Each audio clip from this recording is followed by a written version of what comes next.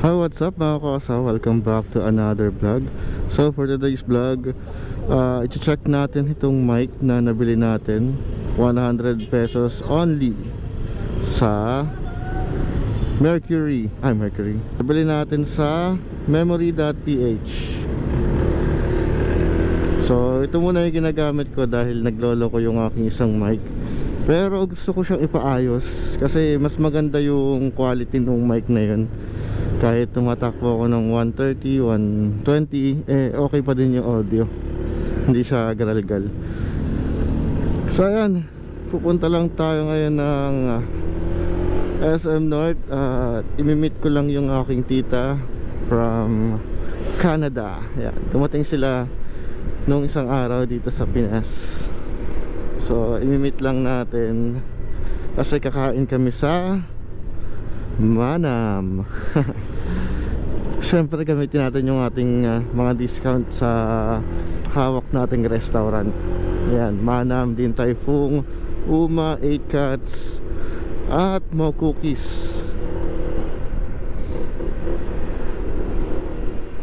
So ayan, kahapon galing akong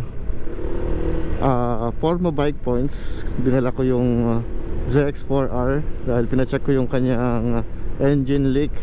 Hindi siya totally engine leak. Sa head gasket niya, dun siya may leak. So far naman okay naman lahat, walang problem. May nakita lang na bakas, pero tingin ko yun yung datihan pa, hindi lang napunasan ng maayos. Pero okay na okay pa rin siya. At after ko dun sa Forma Bike Points, yun, dumiretso na ako sa Kawasaki Q-Up dahil dumating na nga yung aking gasket.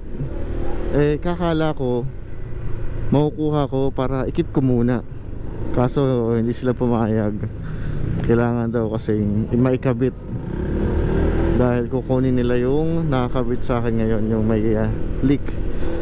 Wala na naman leak. So sabi ko sa kanila, ikip na lang muna nila yun sa kasa para in case lang na nagkaroon ng leak, so papalitan ko na lang. So yun, pumayag naman sila na iwan lang doon. Nilagyan ko na lang ng pangalan ko. Ayan, di pa tayo nakakapag-ride sa Marilaki. Sobrang busy kasi, lalo na nung December.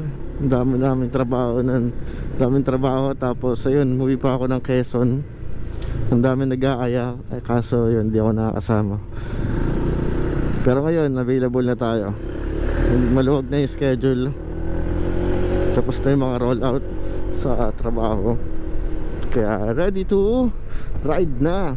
So ayan, meron kaming ride sa Monday. Kaya ayan, kita kits. Kasama ko si Pops Joel. Galing pa siyang Lipa, Batangas. Ang layo, no? Tapos mag-ride kami ng Marilaki. Plano namin mag-Kabyang sana. Kaso sabi naman ni Pops Joel, nakaka 3 times na siyang punta sa Kabyang Tunnel. Kaya yun, sabi ko, sige, Marilaki na lang muna tayo para makapunta si Pops Joel doon. Tapos ayun, mamimitik-mitik na lang din kami doon dahil meron siyang dalang camera na, alam mo yun, yung DSLR ba tawag doon, yung mga malalaking camera na magaganda ang mga lente. So yun yung gagamitin namin. Picture lang kami doon, memories. Gawa lang kami ng mga content.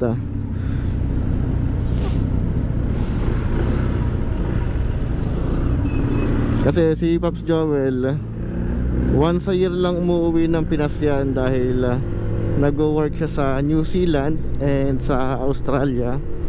So minsan lang siya umuwi dito.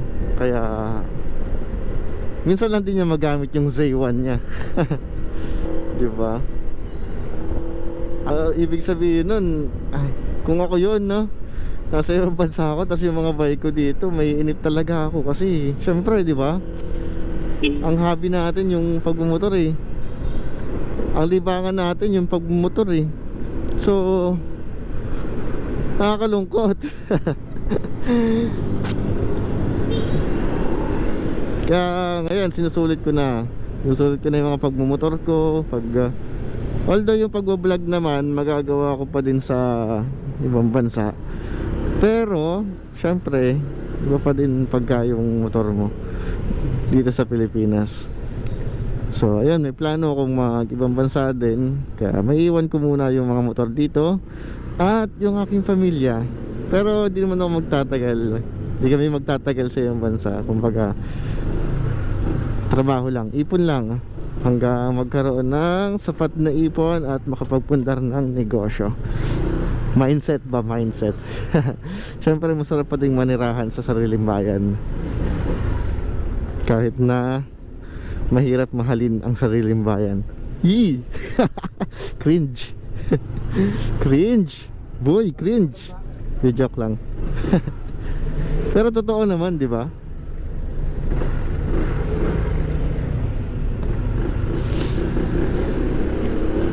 Yung ZX4R natin, hindi ko pa nalilinisan.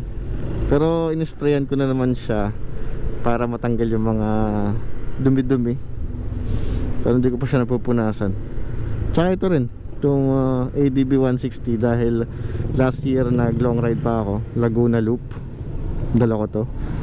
Inisprayan ko lang din siya, pero hindi ko pa siya napupunasan totally na may sabon.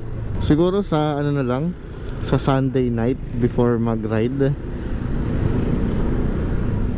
para kinabukasan malinis yung motor, kasi di na ulit madumihan.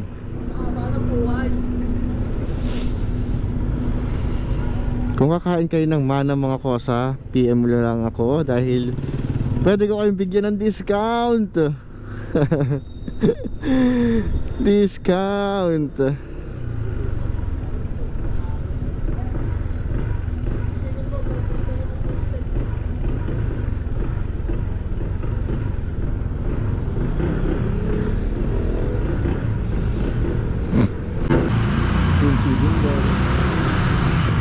Tapos yun, magbago tayo, parang kaya mo yung hindi 400 na lang para sport. So kasi talaga yung mga sport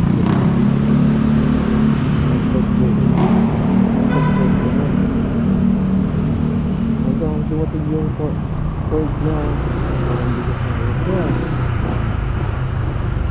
pero yung 2024 mga kota, binigyan ako ng ZX4R, diba? Mas maganda pa din sa akin mga gustong motor, mga expectation ko. Ang lupit talaga.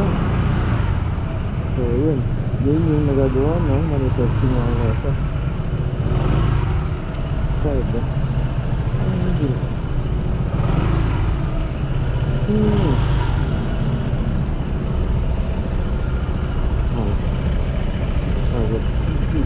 Ayan.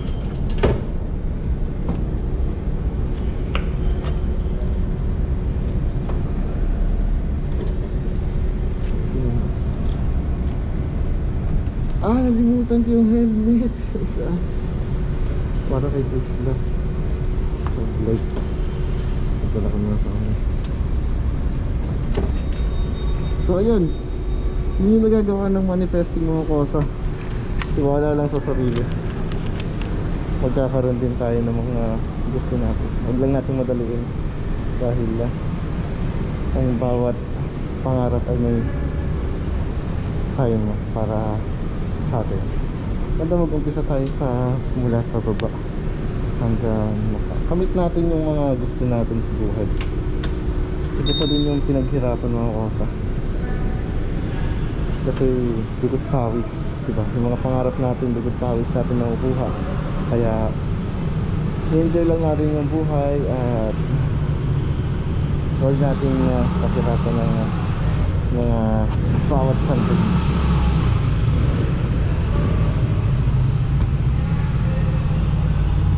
By the way mga kosa, dito ko lang muna katapos ng aking vlog. Thank you for watching mga kosa. Gusto ko lang kayong batiin ng Merry Christmas and Happy New Year sa inyo lahat. More blessings sa ating lahat. More